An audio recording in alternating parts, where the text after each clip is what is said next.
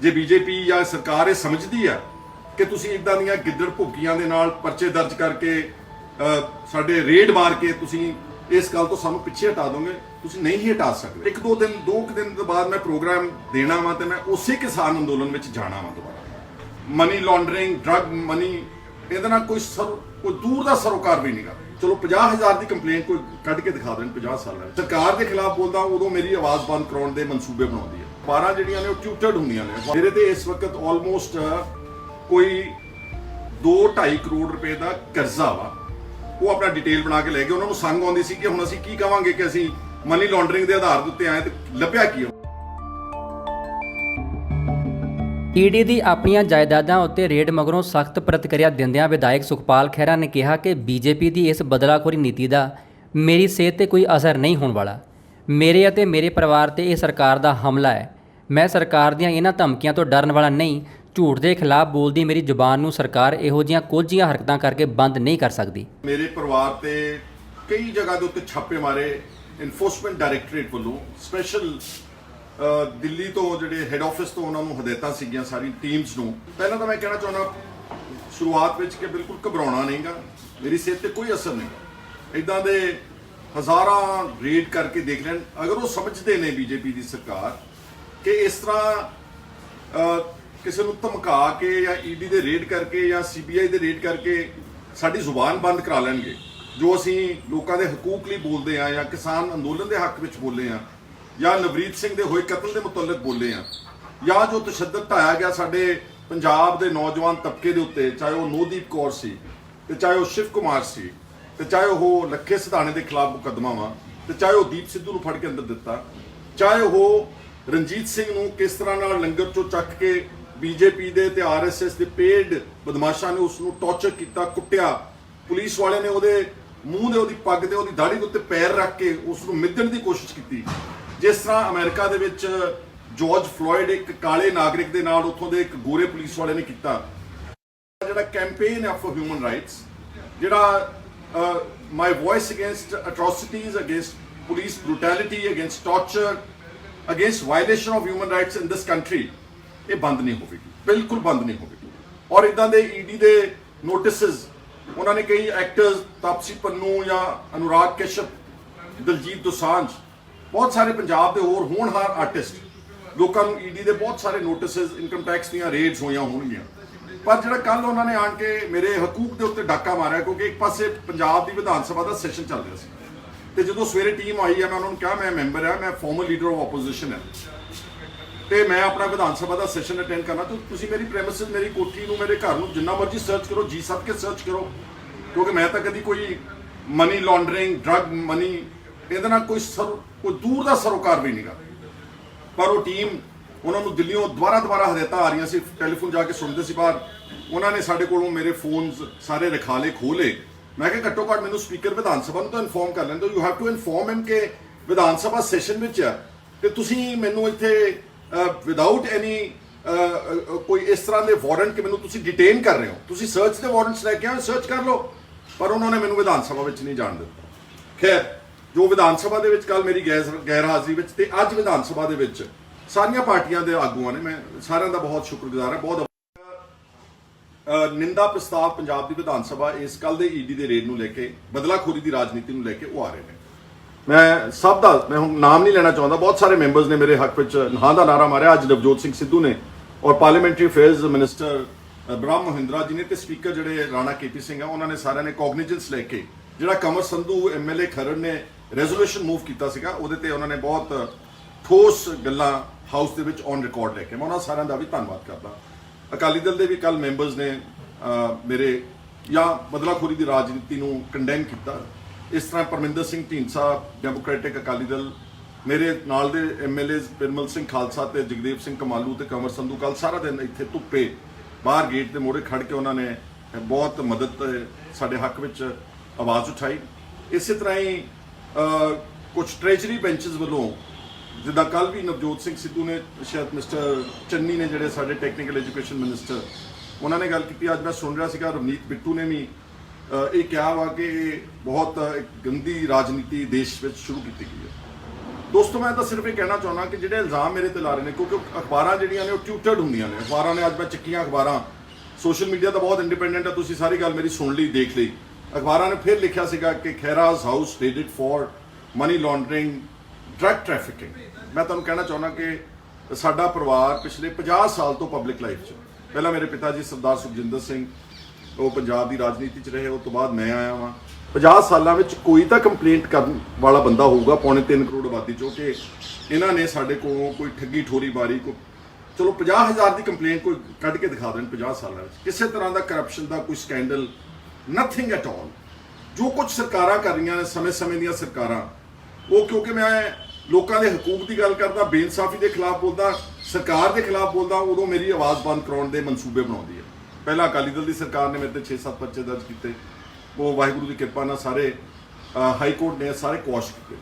ਹੁਣ ਜਦੋਂ ਪਿਛਲੀ ਕਰੰਟ ਟੈਨਿਓਰ ਵਿੱਚ ਮੈਂ Rana Gurjeet Singh mining mafia minister ਦੇ ਖਿਲਾਫ ਸਕੈਂਡਲ ਦੇ ਖਿਲਾਫ ਆਵਾਜ਼ ਉਠਾਈ, ਉਹਨੂੰ ਅਸਤੀਫਾ ਦੇਣਾ ਪਿਆ। ਉਹਨਾਂ ਨੇ ਮੇਰੇ ਤੇ ਨਜ਼ਲਾ ਸੁੱਟਦੇ ਹੋਏ, ਸਰਕਾਰ ਨੇ ਮੇਰੇ ਤੇ ਡਰੱਗਸ ਦਾ ਇੱਕ ਬਹੁਤ ਵੱਡਾ ਮਾਮਲਾ ਕ੍ਰੀਏਟ ਕੀਤਾ, ਐਬਸੋਲੂਟਲੀ ਫਾਲਸ, ਫ੍ਰਿਵਲਸ, ਔਰ ਉਹ ਫਿਰ ਸੁਪਰੀਮ ਕੋਰਟ ਆਫ ਇੰਡੀਆ ਨੇ ਉਸ ਨੂੰ ਸਟੇ ਕਰਤੀ ਪ੍ਰੋਸੀਡਿੰਗਸ।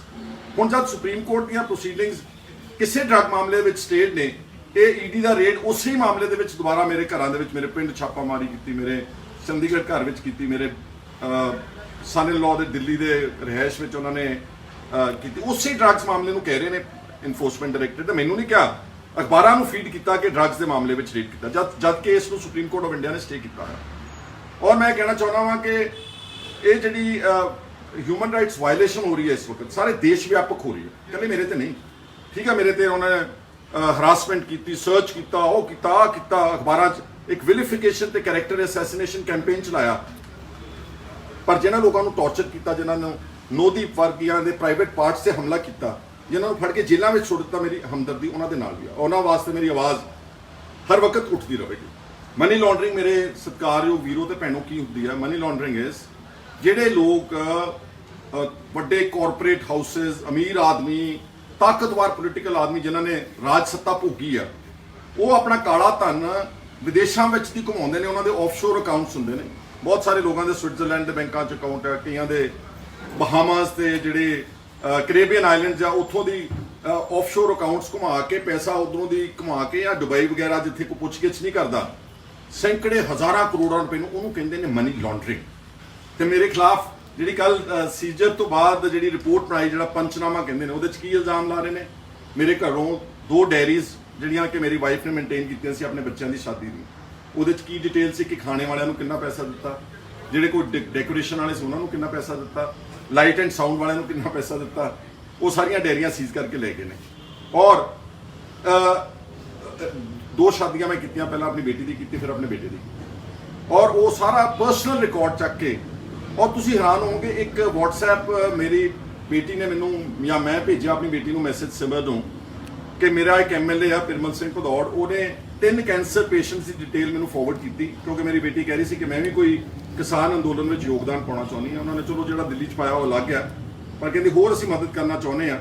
ਤਾਂ ਉਹਦੇ 'ਚ ਜਿਹੜਾ 3 ਕੈਂਸਰ ਪੇਸ਼ੈਂਟਸ ਦਾ ਰਿਕਾਰਡ ਸੀ, WhatsApp ਚੈਟ ਸੀਗੀ, ਜਿਨ੍ਹਾਂ ਪਰਿਵਾਰਾਂ ਨੂੰ ਉਹਨਾਂ ਨੇ 20-25 ਹਜ਼ਾਰ ਰੁਪਇਆ ਉਹਨਾਂ ਦੇ ਅਕਾਊਂਟਸ ਵਿੱਚ ਪਾਇਆ। ਉਹ ਜਿਹੜੀ ਉਹਨਾਂ ਦੀ ਅਕਾਊਂਟ ਡਿਟੇਲ ਸੀ, ਉੱਤੇ ਲਿਖਿਆ ਵਾ ਕੈਂਸਰ ਪੇਸ਼ੈਂਟ ਅਕਾਊਂਟ ਡਿਟੇਲਸ, ਉਹ ਵੀ WhatsApp ਦੀ ਚੈਟ ਬਣਾ ਕੇ ਮਨੀ ਲਾਂਡਰਿੰਗ ਦੇ ਵਿੱਚ ਪਾ ਕੇ ਉਹ ਲੈ ਕੇ ਗਏ ਨੇ।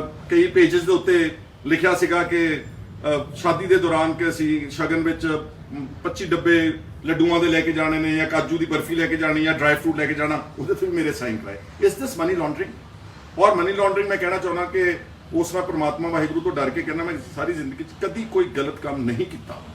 ਜੇ ਕੀਤਾ ਹੁੰਦਾ ਤਾਂ ਫਿਰ ਮੈਂ ਉਹਨੂੰ ਆਵਾਜ਼ਾਂ ਸਾਰੇ ਪੰਜਾਬ 'ਚ ਉੱਠਣੀਆਂ ਚਾਹੀਦੀਆਂ ਸੀ। ਸੋ ਪਰਸਨਲ ਮੈਂ ਆਪਣੀ ਗੱਲ ਕਹਿਣਾ ਚਾਹੁੰਦਾ, ਹਾਲਾਂਕਿ ਇਹ ਫੋਰਮ ਨਹੀਂਗਾ, ਪਰ ਸਿਰਫ ਤੁਹਾਨੂੰ ਦੱਸਣ ਵਾਸਤੇ ਕਿ ਮਨੀ ਲਾਂਡਰਿੰਗ ਕੀ ਹੁੰਦੀ ਆ ਤੇ ਮੇਰੇ ਤੇ ਕੀ ਇਲਜ਼ਾਮ ਲਾ ਰਹੇ ਨੇ। ਮੈਂ ਜੋ ਕੁਝ ਵੀ ਪਿਛਲੇ ਸਮੇਂ 'ਚ ਕੀਤਾ, ਆ ਸਾਰਾ ਕੁੱਲ ਮਿਲਾ ਕੇ ਜੋ ਆਪਣੇ ਜ਼ਿੰਮੇਵਾਰੀਆਂ ਅਦਾ ਕੀਤੀਆਂ ਐਜ਼ ਅ ਪੇਰੈਂਟ, ਮੇਰੇ ਤੇ ਇਸ ਵਕਤ ਆਲਮੋਸਟ ਕੋਈ 2-2.5 ਕਰੋੜ ਰੁਪਏ ਦਾ ਕਰਜ਼ਾ ਵਾ। ਜਿਹੜੇ ਬੰਦੇ ਤੇ ਕਰਜ਼ਾ ਹੋਣਾ, ਔਰ ਇਹ ਕਰਜ਼ਾ ਔਨ ਰਿਕਾਰਡ ਹੈ। ਮੇਰੀਆਂ ਐਗਰੀਕਲਚਰ ਜਿਹੜੀ ਲੈਂਡ ਹੈ ਸਾਡੀ, ਉਹਨੂੰ ਗਿਰਵੀ ਰੱਖ ਕੇ ਬੈਂਕਾਂ ਤੋਂ ਐਗਰੀਕਲਚਰ ਲਿਮਿਟਸ ਬਣਾਈਆਂ ਹੋਈਆਂ ਸੀ, ਉਹਦਾ 10% ਵਿਆਜ ਲੱਗਦਾ ਹਰ ਸਾਲ। ਹੁਣ 2-2.5 ਕਰੋੜ ਨੂੰ 20-25 ਲੱਖ ਰੁਪਏ ਵਿਆਜ ਲੱਗਦਾ। ਮੇਰੇ ਕੋਲ ਕਈ ਵਾਰ ਵਿਆਜ ਦੇਣ ਦੇ ਪੈਸੇ ਨਹੀਂ ਹੁੰਦੇ, ਤਾਂ ਮੈਂ ਆਪਣੇ ਦੋਸਤਾਂ ਮਿੱਤਰਾਂ ਕੋਲੋਂ ਰਿਸ਼ਤੇਦਾਰਾਂ ਕੋਲੋਂ, ਆਪਣੀ ਬੇਟੀ ਜਾਂ ਆਪਣੇ ਪਰਿਵਾਰ ਦੇ ਮੈਂਬਰਸ ਕੋਲੋਂ ਉਹ ਪੈਸਾ ਫੜ ਕੇ ਤੇ ਮੈਂ ਉਹਦਾ ਇੰਟਰਸਟ ਭਰਦਾ। ਜੇ ਮੇਰੇ ਕੋਲ ਇੱਦਾਂ ਹੀ ਪੈਸਾ ਹੋਵੇ ਤਾਂ ਪਹਿਲਾਂ ਤਾਂ ਮੈਂ ਆਪਣੀ ਲਿਮਿਟਸ ਭਰਾਂ। ਮੈਂ 20-25 ਲੱਖ ਰੁਪਏ ਬੈਂਕ ਨੂੰ ਕਿਉਂ ਅਦਾ ਕਰਾਂ? ਇਸ ਕਰਕੇ ਉਹਨਾਂ ਨੂੰ ਕੁਝ ਨਹੀਂ ਮਿਲਿਆ। ਔਰ ਮੇਰੇ ਪਿੰਡ ਵਿੱਚ ਬਹੁਤ ਸਾਰੀਆਂ ਸਰਚਸ, ਬਹੁਤ ਬੇਤੁਕੀਆਂ ਗੱਲਾਂ ਨੂੰ ਮਨੀ ਲਾਂਡਰਿੰਗ ਨਾਲ ਜੋੜ ਕੇ ਐਵੇਂ ਉਹ ਆਪਣਾ ਡਿਟੇਲ ਬਣਾ ਕੇ ਲੈ ਗਏ। ਉਹਨਾਂ ਨੂੰ ਸੰਗ ਆਉਂਦੀ ਸੀ ਕਿ ਹੁਣ ਅਸੀਂ ਕੀ ਕਵਾਂਗੇ ਕਿ ਅਸੀਂ ਮਨੀ ਲਾਂਡਰਿੰਗ ਦੇ ਆਧਾਰ ਦੇ ਉੱਤੇ ਆਏ, ਤੇ ਲੱਭਿਆ ਕੀ ਹੁਣ ਆ ਗਈ ਡਰੱਗਸ ਦੀ ਗੱਲ। ਡਰੱਗਸ ਦੇ ਵਿੱਚ ਇੱਕ ਨਵੇਂ ਪੈਸੇ ਦਾ ਉਹਨਾਂ ਦੇ ਕੋਲ ਕੋਈ ਰਿਕਾਰਡ ਨਹੀਂ ਸੀ, ਇੱਕ ਨਵੇਂ ਪੈਸੇ ਦਾ। ਬਟ ਅਖਬਾਰਾਂ ਲਿਖੀ ਜਾਂਦੀਆਂ ਨੇ Khaira's house raided for money laundering and drugs. ਮੇਰੀ ਉਸ ਮੀਡੀਆ ਨੂੰ ਵੀ ਮੇਰੀ ਹੱਥ ਜੋੜ ਕੇ ਬੇਨਤੀ ਕਿ ਤੁਸੀਂ ਕਿਸੇ ਦਾ ਕੈਰੈਕਟਰ ਅਸੈਸੀਨੇਟ ਕਰਨ ਲੱਗੇ, ਕਲਮ ਨਾਲ ਲਿਖਣ ਲੱਗੇ 2 ਮਿੰਟ ਸੋਚਿਆ ਕਰੋ। ਅਗਰ ਇਹੀ ਇਲਜ਼ਾਮ ਤੁਹਾਡੇ ਤੇ ਲੱਗਦੇ ਹੋਣ ਤੇ ਹੋਣ ਬੇਬੁਨਿਆਦ, ਤੇ ਤੁਹਾਡੇ ਤੇ ਕੀ ਬੀਤਦੀ ਹੋਵੇਗੀ। ਇਸ ਲਈ ਮੇਰੇ ਵੀਰੋ ਭੈਣੋ, ਸਤਿਕਾਰਯੋਗ ਵਿਸ਼ਵ 'ਚ ਬੈਠੇ ਪੰਜਾਬ ਦੇ ਲੋਕਾਂ ਨੂੰ ਮੈਂ ਤੁਹਾਡੇ ਅੱਗੇ ਸਿਰ ਝੁਕਾਉਣਾ ਵਾ। ਤੁਸੀਂ ਸਭ ਨੇ ਮੇਰੀ ਬੜੀ ਮਦਦ ਕੀਤੀ, ਅੱਜ ਦੀ ਨਹੀਂ, ਲਗਾਤਾਰ। ਜੇ ਤੁਸੀਂ ਸਾਥ ਨਾ ਦਿੰਦੇ ਹੁੰਦੇ ਤਾਂ ਹੁਣ ਤੱਕ ਤਾਂ ਮੈਨੂੰ ਮਧੋਲ ਕੇ ਰੱਖ ਦੇਣਾ, ਸਰਕਾਰਾਂ ਨੇ ਅੰਦਰ ਸੁੱਟ ਦੇਣਾ ਸੀਗਾ। ਪਰ ਪਿੱਛੇ ਕੀ ਕਹਿੰਦੇ ਹੁੰਦੇ ਆ, ਆਵਾਜ਼ੇ ਖਲਕਤ ਨਗਾਰਾ ਏ ਖੁਦਾ, ਲੋਕਾਂ ਦੀ ਆਵਾਜ਼ ਰੱਬ ਦੀ ਆਵਾਜ਼। ਤੁਹਾਡੀਆਂ ਅਰਦਾਸਾਂ ਇੰਨੀਆਂ ਕੰਮ ਆਈਆਂ ਕਿ ਮੈਂ ਮੁਸ਼ਕਲ ਤੋਂ ਮੁਸ਼ਕਲ ਹਾਲਾਤਾਂ ਵਿੱਚ ਦੀ ਲੰਘ ਗਿਆ। ਮੈਂ ਲੀਡਰ ਆਫ ਆਪੋਜੀਸ਼ਨ ਸੀਗਾ ਜਦੋਂ ਮੇਰੇ ਤੇ ਹਮਲਾ ਕੀਤਾ ਗਿਆ, ਆਹੀ ਇਲਜ਼ਾਮ drugs, money laundering etcetera etcetera. ਪਰ ਉਹ ਤੁਹਾਡੇ ਅਰਦਾਸਾਂ ਦੇ ਕਰਕੇ ਸੁਪਰੀਮ ਕੋਰਟ ਆਫ ਇੰਡੀਆ ਨੇ ਉਸ ਨੂੰ ਸਟੇ ਕੀਤਾ। ਇਹਦੇ ਦੌਰਾਨ ਬੜੇ ਜੱਜਸ ਦੇ ਸਕੈਂਡਲ ਐਕਸਪੋਜ਼ ਕੀਤੇ। ਉਹਦੀ ਆਡੀਓ ਕਲਿੱਪ ਆਈ ਜਿਸ ਨੇ ਮੇਰੇ ਖਿਲਾਫ ਹਾਈ ਕੋਰਟ ਦਾ ਫੈਸਲਾ ਦਿੱਤਾ ਸੀਗਾ। ਉਹਦੀ ਆਡੀਓ ਕਲਿੱਪ ਕਿ 35 ਲੱਖ ਰੁਪਇਆ ਉਸਨੇ ਇੱਕ ਆਦਮੀ ਕੋਲੋਂ ਕੰਮ ਰਿਸ਼ਵਤਖੋਰੀ ਚ ਲਿਆ। ਸਰਕਾਰ ਨੇ ਉਹਨੂੰ ਕੁਝ ਨਹੀਂ ਕੀਤਾ, ਉਹਨੂੰ ਤੋਹਫਾ ਦਿੱਤਾ। ਉਹਨੂੰ ਬਾਅਦ ਵਿੱਚ ਐਜੂਕੇਸ਼ਨ ਟ੍ਰਿਬਿਊਨਲ ਦਾ ਉਹਨੂੰ ਮੈਂਬਰ ਬਣਾ ਦਿੱਤਾ ਵਾ, ਉਸੇ ਜੱਜ ਨੂੰ ਜਿਹਨੇ ਮੇਰੇ ਕੇਸ ਨੂੰ ਰਿਜੈਕਟ ਕਰਨ ਲਈ, ਡਿਸਮਿਸ ਕਰਨ ਲਈ ਪੈਸਾ ਲਿਆ ਸੀਗਾ। ਸੋ ਕੜੀ ਨਾਲ ਕੜੀ ਉਹ ਜੁੜ ਗਈ ਸੀ। ਇਸ ਕਰਕੇ ਮੈਂ ਇਹ ਪ੍ਰਣ ਕਰਦਾ ਵਾਂ ਕਿ ਇਹ ਜਿਹੜੀ ਆਵਾਜ਼ ਪਹਿਲਾਂ ਬੋਲਦੇ ਨੇ, ਚੱਕਦੇ ਰਹੇ ਨਵਰੀਤ ਦੇ ਹੱਕ ਵਿੱਚ, ਹਿਊਮਨ ਰਾਈਟ ਐਕਟਿਵਿਸਟ ਦੇ, ਇਹ ਹੋਰ ਤੇਜ਼ ਕਰਾਂਗੇ। ਔਰ ਮੈਂ 2 ਦਿਨ ਤੋਂ ਬਾਅਦ ਮੈਂ ਪ੍ਰੋਗਰਾਮ ਦੇਣਾ ਵਾ ਤੇ ਮੈਂ ਉਸੇ ਕਿਸਾਨ ਅੰਦੋਲਨ ਵਿੱਚ ਜਾਣਾ ਵਾ ਦੁਬਾਰਾ। ਜੇ ਬੀਜੇਪੀ ਜਾਂ ਸਰਕਾਰ ਇਹ ਸਮਝਦੀ ਆ ਕਿ ਤੁਸੀਂ ਇਦਾਂ ਦੀਆਂ ਗਿੱਦੜ ਭੁੱਕੀਆਂ ਦੇ ਨਾਲ ਪਰਚੇ ਦਰਜ ਕਰਕੇ ਸਾਡੇ ਰੇਡ ਮਾਰ ਕੇ ਤੁਸੀਂ ਇਸ ਗੱਲ ਤੋਂ ਸਾਨੂੰ ਪਿੱਛੇ ਹਟਾ ਦੋਗੇ, ਤੁਸੀਂ ਨਹੀਂ ਹੀ ਹਟਾ ਸਕਦੇ। ਜਾਨ ਤਾਂ ਸਭ ਨੇ ਇੱਕ ਦਿਨ ਦੇਣੀ ਆ ਉਸ ਪਰਮਾਤਮਾ ਵਾਹਿਗੁਰੂ ਨੂੰ, ਸਭ ਨੇ ਚਲੇ ਜਾਣਾ ਮੇਰੇ ਵੀਰੋ ਇੱਥੋਂ, ਕਿਸੇ ਨੇ ਨਹੀਂ ਰਹਿਣਾ ਪੱਕੇ ਤੌਰ ਤੇ। ਇਸ ਲਈ ਜਦੋਂ ਆਪਾਂ ਆਪਣੀ ਜ਼ਮੀਰ ਵੇਚ ਦਿੰਦੇ ਆ ਜਾਂ ਘਬਰਾ ਜਾਂਦੇ ਜਾਂ ਡਰ ਜਾਂਦੇ ਆ, ਫਿਰ ਅੰਦਰੋਂ ਆਦਮੀ ਅਲਟੀਮੇਟਲੀ ਇੱਕ ਉਹਦੀ ਕਾਇਰਾਂ ਵਾਲੀ ਮੌਤ ਹੋ ਜਾਂਦੀ ਆ। ਸੋ ਕਾਇਰਾਂ ਨਾਲੋਂ ਮਰਨ ਨਾਲੋਂ ਜੁਰਤ ਨਾਲ ਗੱਲ ਕਹਿ ਕੇ, ਆਪਣੀ ਪੂਰੀ ਗੱਲ ਪੱਖ ਰੱਖ ਕੇ, ਅਗਰ ਤੁਹਾਡਾ ਨੁਕਸਾਨ ਨਹੀਂ ਹੁੰਦਾ ਤਾਂ ਫਿਰ ਦੇਖੀ ਜਾਊਗੀ। ਮੈਨੂੰ ਕੋਈ ਜੇਲ੍ਹ ਜਾਣ ਤੋਂ ਵੀ ਡਰ ਨਹੀਂ। ਅਗਰ ਉਹਨਾਂ ਨੂੰ ਲੱਗਦਾ ਨਾ ਕਿ ਕੋਈ ਕਿਸੇ ਨੂੰ ਜੇਲ੍ਹ ਭੇਜ ਕੇ ਬਹੁਤ ਵੱਡਾ ਅਸੀਂ ਪ੍ਰਾਪਤ ਕਰ ਲਾਂਗੇ, ਡਜ਼ਨਟ ਅਫੈਕਟ ਮੀ। ਕਿਉਂਕਿ ਮੇਰੇ ਪਿਤਾ ਜੀ ਸਰਦਾਰ ਸੁਖਜਿੰਦਰ ਸਿੰਘ, ਮੈਂ ਜਦੋਂ ਛੋਟਾ ਹੀ ਸੀਗਾ, ਐਮਰਜੈਂਸੀ ਵਿੱਚ ਉਹਨਾਂ ਨੇ ਪਹਿਲਾਂ 19 ਮਹੀਨੇ ਜੇਲ੍ਹ ਕੱਟੀ। ਮੈਂ ਛੋਟਾ ਜਿਹਾ ਸੀਗਾ ਜੋ ਉਹਨਾਂ ਨੂੰ ਫਿਰੋਜ਼ਪੁਰ ਜੇਲ੍ਹ ਵਿੱਚ ਮਿਲਣ ਜਾਂਦਾ ਸੀ। ਜੇ ਡਰੱਗ ਮਾਫੀਆ ਨਾਲ ਰਹਿਣਾ, ਕੋਈ ਤਾਂ ਸਬੂਤ ਤਾਂ ਦਿਓ ਫਿਰ ਮੇਰੇ ਵੀਰੋ। ਦੇਅਰਫੋਰ ਇਹ ਤੋਂ ਜ਼ਿਆਦਾ ਮੈਂ ਉਹਨਾਂ ਬਾਰੇ ਵੀ ਨਹੀਂ ਕਰਨਾ ਚਾਹੁੰਦਾ। ਉਹਨੂੰ ਕਹਿਣਾ ਇਸ ਹੇਟ ਮੌਂਗਰਸ ਨੂੰ, ਟ੍ਰੋਲਰਸ ਨੂੰ, ਜਿਹੜੇ ਅੰਨੇ ਜਿਹੇ ਭਗਤ ਬਣੇ ਫਿਰਦੇ ਆ ਫਜ਼ੂਲ ਲੋਕਾਂ ਦੇ, ਜਿਨ੍ਹਾਂ ਦਾ ਪੰਜਾਬ ਨਾਲ ਕੋਈ ਸਰੋਕਾਰ ਨਹੀਂਗਾ, please stop writing bad language. ਮੈਂ ਵੀ ਤੁਹਾਡੇ ਅਗਰ ਚਾਹਾਂ ਮੈਂ ਤੁਹਾਡੀ ਇਕੱਲੇ ਦੀ ਸਕਰੀਨਸ਼ਾਟ ਪੁਲਿਸ ਨੂੰ ਹੈਂਡ ਓਵਰ ਕਰ ਸਕਦਾ, ਤੁਹਾਡੇ ਕੇਸ ਰਜਿਸਟਰ ਕਰਾ ਸਕਦਾ, but I do not indulge in this politics of vilification, vendetta, vindictiveness. ਇਸ ਕਰਕੇ ਮੈਂ ਜੋ ਆਪਣਾ ਕੰਮ ਹੈ ਉਹ ਕਰਦੇ ਰਹਿਣਾ। ਤੇ ਆਉਣ ਵਾਲੇ ਦਿਨਾਂ 'ਚ ਕਿਸਾਨ ਅੰਦੋਲਨ ਵਿੱਚ ਆਪਾਂ ਜਦੋਂ ਜਾਣਾ ਵਾ, ਤੁਹਾਨੂੰ ਸਭ ਨੂੰ ਕਾਲ ਦਊਂਗਾ ਜਿਹੜੇ ਤੁਸੀਂ ਸਮਝਦੇ ਹੋ ਕਿ ਹਾਂ ਆਪਾਂ ਇਸ ਅੰਦੋਲਨ ਨੂੰ ਵੀ ਮਜ਼ਬੂਤ ਕਰਨਾ, ਆਪਣੇ ਨੌਜਵਾਨਾਂ ਦੀ ਹਿਫਾਜ਼ਤ ਵੀ ਕਰਨੀ। ਤੁਸੀਂ ਸਾਰੇ ਮੇਰੇ ਨਾਲ ਵੀ ਚੱਲਣ ਦਾ ਕਿਰਪਾਲਤਾ ਕਰਨੀ। ਖਹਿਰਾ ਨੇ ਕਿਹਾ ਕਿ ਜੋ ਕੁਝ ਸਰਕਾਰਾਂ ਕਰ ਰਹੀਆਂ ਨੇ ਉਹ ਸਿਰਫ ਮੇਰੇ ਸੱਚ ਬੋਲਣ ਦੀ ਹੀ ਸਰਕਾਰਾਂ ਨੂੰ ਤਕਲੀਫ ਹੈ। ਖਹਿਰਾ ਨੇ ਕਿਹਾ ਕਿ ਈਡੀ ਨੇ ਮੇਰੇ ਘਰੋਂ ਉਹ 2 ਡਾਇਰੀਆਂ ਵੀ ਸੀਲ ਕਰ ਲਈਆਂ ਜਿਨ੍ਹਾਂ ਵਿੱਚ ਮੇਰੇ ਬੱਚਿਆਂ ਦੇ ਵਿਆਹ ਤੇ ਕੀਤੇ ਖਰਚ ਤੇ ਹਲਵਾਈਆਂ ਨੂੰ ਕੀਤੇ ਲੈਣ ਦੇਣ ਦਾ ਹਿਸਾਬ ਸੀ। ਖਹਿਰਾ ਨੇ ਕਿਹਾ ਕਿ ਮੇਰੇ ਤੇ 2.5 ਕਰੋੜ ਦਾ ਕਰਜ਼ਾ ਹੈ, 20-25 ਲੱਖ ਰੁਪਈਆ ਦਾ ਵਿਆਜ ਬਣਦਾ ਹੈ ਤੇ ਮੈਂ ਪੈਸੇ ਲੈ ਕੇ ਕਰਜ਼ਾ ਉਤਾਰ ਰਿਹਾ। ਖਹਿਰਾ ਨੇ ਕਿਹਾ ਕਿ ਮੇਰੀ ਮੀਡੀਆ ਨੂੰ ਖਾਸ ਕਰਕੇ ਅਪੀਲ ਹੈ ਕਿ ਲਿਖਣ ਲੱਗੇ ਇੱਕ ਵਾਰ ਜ਼ਰੂਰ ਸੋਚ ਲਿਆ ਕਰੋ ਕਿ ਇਸ ਨਾਲ ਕਿਸੇ ਦਾ ਅਕਸ ਤਾਂ ਨਹੀਂ ਵਿਗੜ ਰਿਹਾ। ਬਿਊਰੋ ਰਿਪੋਰਟ, ਦਾ ਖਾਲਿਸ ਟੀਵੀ।